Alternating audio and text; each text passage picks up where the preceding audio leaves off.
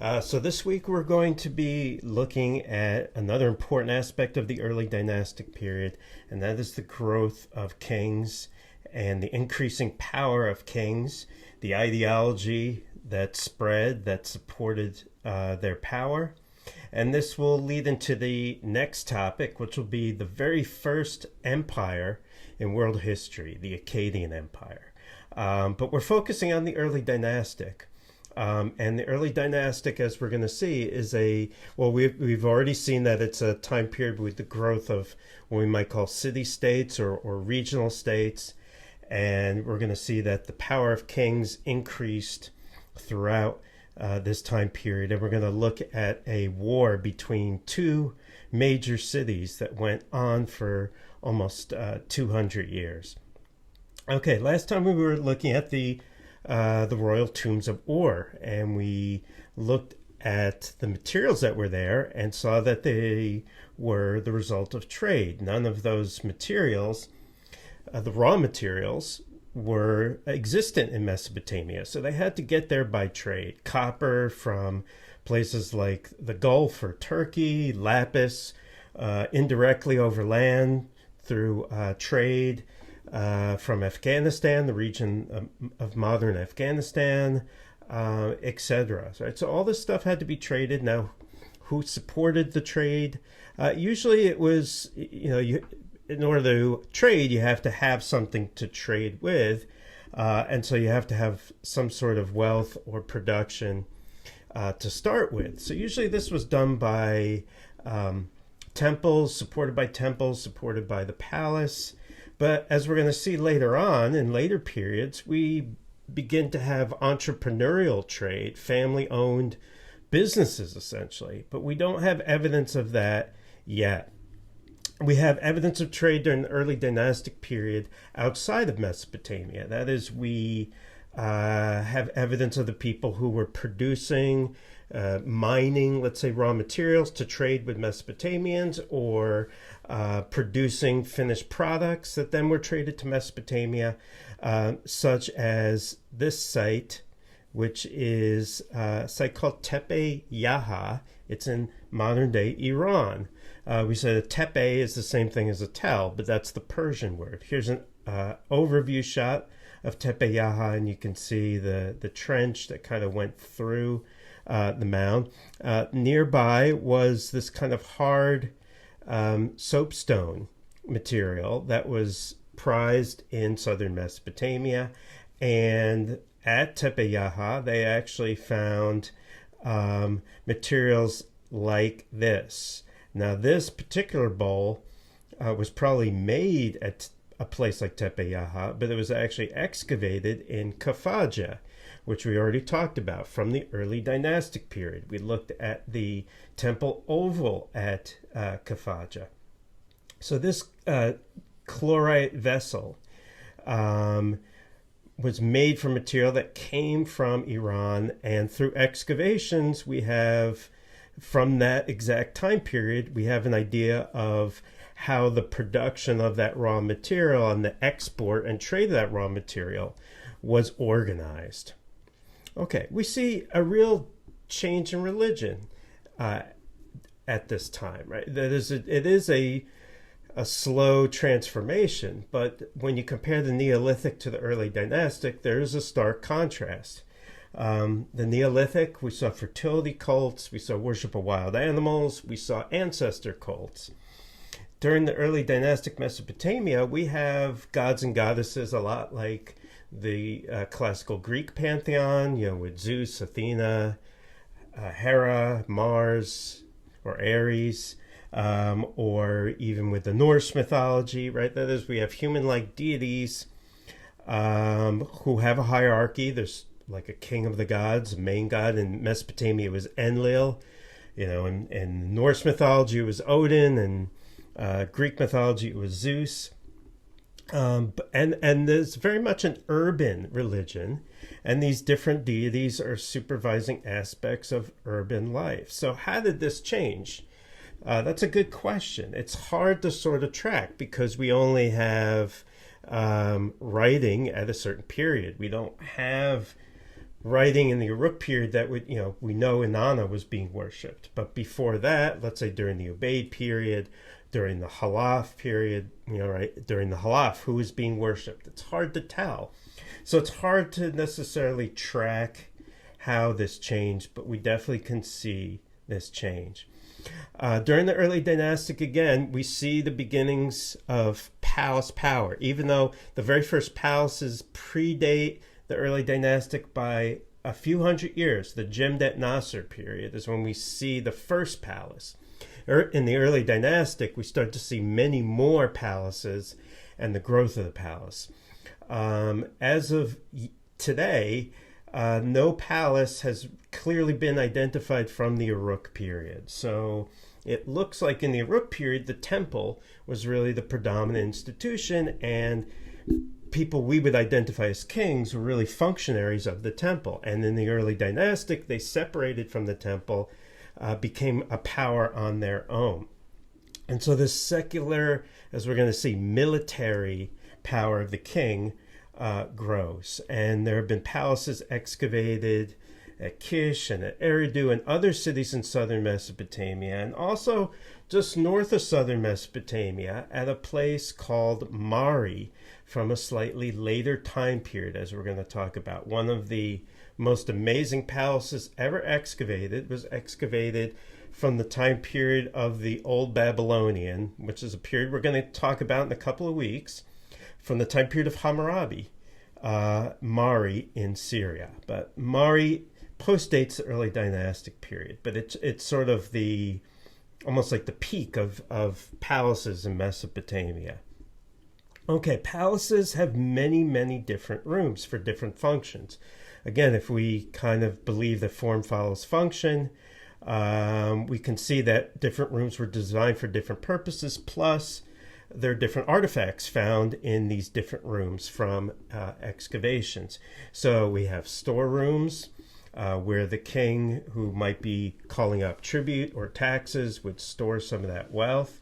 There's smaller ritual areas where the king might perform cultic rituals. We have workshops where they're producing goods, for the king, and then the king would trade those goods outside. The place where the king would live along with his family.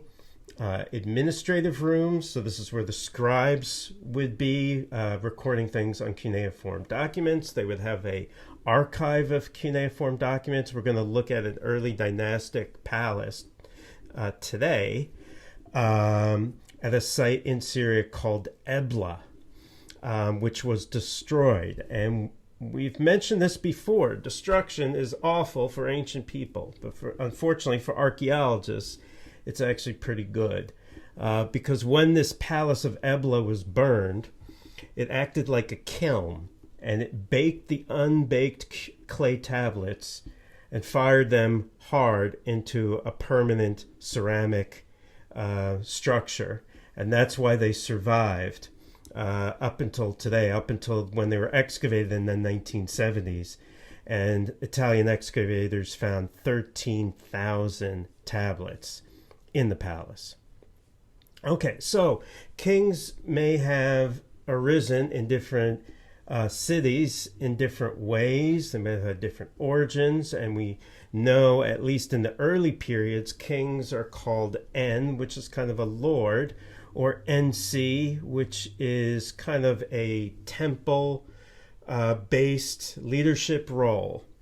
But later on, they start to be called something different. Right? So in the earlier periods, kings are known as En or Ensi.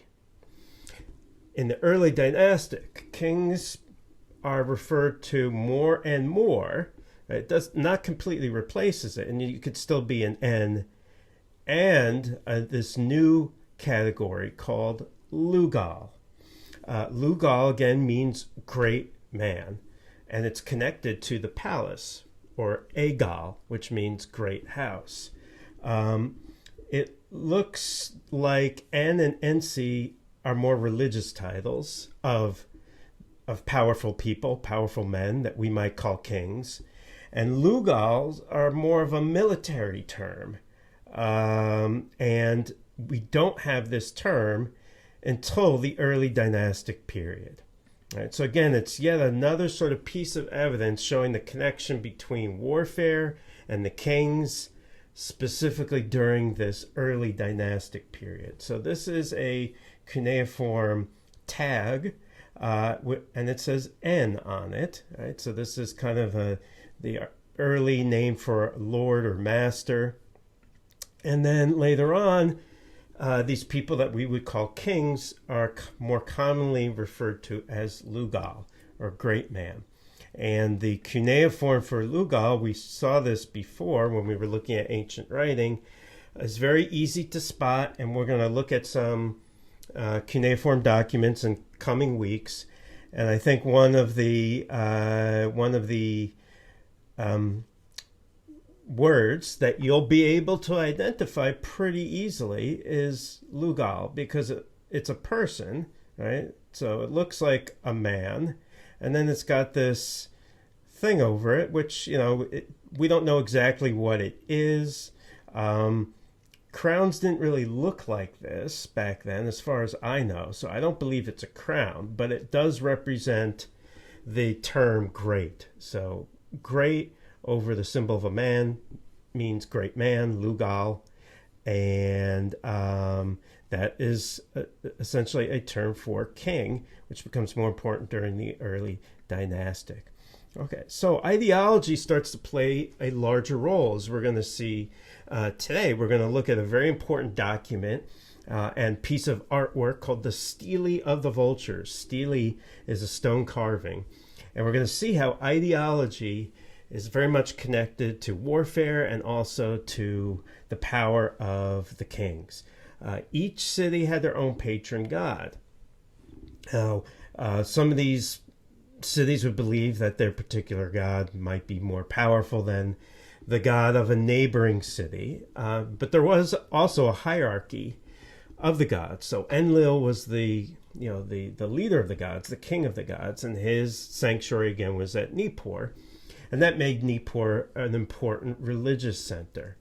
We're going to see an ideology begins to emerge where the king is the representative of the god or goddess. Right? So of Inanna, or as we're going to talk about different gods today. Right? And an ideology develops where it's the king's responsibility to go to war against enemies of the god, to collect tribute on behalf of the god to support the temple, right, and to do other things on behalf of the god. But the outcome of the battle and the outcome of the harvest was determined by the god. So the god is playing an active role in the lives of the people, especially the king. And the king has a close relationship with the patron god of the city, different from the ordinary citizen, right? The king can, is selected by the god, and the king could communicate with the god, maybe through oracles or divination techniques, and also find out what the god wants through oracles or dreams, as we're going to see with the Stele of the Vultures. Okay, so the king's behavior and the reaction of the god was linked. A bad king means a bad outcome from the gods. The king took part in religious activities, even though they were separate from the temple. And as we're going to see, the ideology was a way to legitimize the rulership of the king. So whether it's conscious or unconscious, we will never know. We can't get intentionality from ancient times. We can't figure out, what was really going on in a king's head. But it seems very clearly that they're using ideology and religion to bolster their own power and set up monuments with their images, with images of the gods, recordings of their victories, etc. That's one of the things that we're going to start to see. A lot of the ancient texts, and these are not necessarily texts for public consumption, but they were cuneiform tablets or foundation deposits, things that were buried underneath important buildings, or monumental pieces of art like we're going to see today. say things like the king was chosen by the gods, suckled by the goddess, right? Breastfed by a goddess, nurtured by a goddess. And in the early dynastic, kings were still human beings. But unlike the contemporaneous civilization of Egypt, so what we're looking at right now, the early dynastic period, this is the old kingdom in Egypt, same time period. So at the time that they're building these palaces and building monumental cities in Mesopotamia, the Egyptians are beginning to build the pyramids in Egypt. And we know there pharaohs were considered to be gods. At this point in Mesopotamia, kings are not gods, but that actually does come a little later. It doesn't become an accepted practice that's uniformly used throughout Mesopotamian history, but we're going to see later, occasionally, some kings declare themselves to be divine or semi-divine. Okay, so we're going to be looking at one king today of a city called Lagash. Sometimes it's hard to remember these names, but I'll give you a little help with that. But this is an inscription that talks about how the gods are favoring him. Eanatum, the ruler of Lagash, nominated by Enlil, given strength by Ningirsu. Ningirsu is the main god of Lagash, chosen by the heart of Nanshi, which is the sister of Ningirsu. Fed wholesome milk by Ninhursag, who is the fertility goddess, called a good name by Inanna, given wisdom by Enki, beloved by Dumuzi Abzu, trusted by Hendersag, beloved friend of Lugol, son of Akragal, the ruler of Lagash. So you can see there's in lots of these texts, there's kind of an introduction showing that the king is beloved and chosen by all of these gods. So as warfare became more and more a dominant part of Mesopotamian history, in the early dynastic, the power of kings seems to increase as well. And some people believe there's a connection. As warfare becomes more important, kingship becomes more powerful. As kings become more powerful, warfare increases because kings find that warfare can be very profitable to them. So it becomes sort of self-reinforcing. At no point should you believe, though, that warfare was inevitable in Mesopotamia. Right? The way that the culture started to develop made it more likely. The environment made it slightly more likely too, as we'll see. Although, just because there are limited resources in an area doesn't mean that people are going to go to war over those resources. You can as easily envision a scenario of cooperation between different polities where they're making sure that there's equal distribution of these things, right? So it's unfortunately some people kind of assume that warfare is an inevitability, and it's not. It did happen in Mesopotamia, though. If, let's say, a city is afraid or concerned about another city and their army, they will give more power and more ability to their own king. A king would probably realize that if they won a battle, they could get land, they can get more wealth, they can get captives, right, and increase their own power. So it seems like people would likely give up certain power to the king so that the king would keep them safe, right, have peace at home within the city, in exchange for peace, for war outside the city against, let's say, the enemy. So it becomes really self-reinforcing. And we can see the power of kings increasing from kings lists, which date to a later time period, but they talk about these kings during the early dynastic, and we have lists of kings from the early dynastic time period as well. And then also royal inscriptions and artwork commemorating war victories that we're going to look at. The palace at the city of Kish is the earliest known example of a palace. And we also saw the power of kings increasing from the royal cemetery of Ur. Okay, now let's take a look at archaeological evidence for warfare and what would be evidence for an increasing role of warfare in ancient Mesopotamia.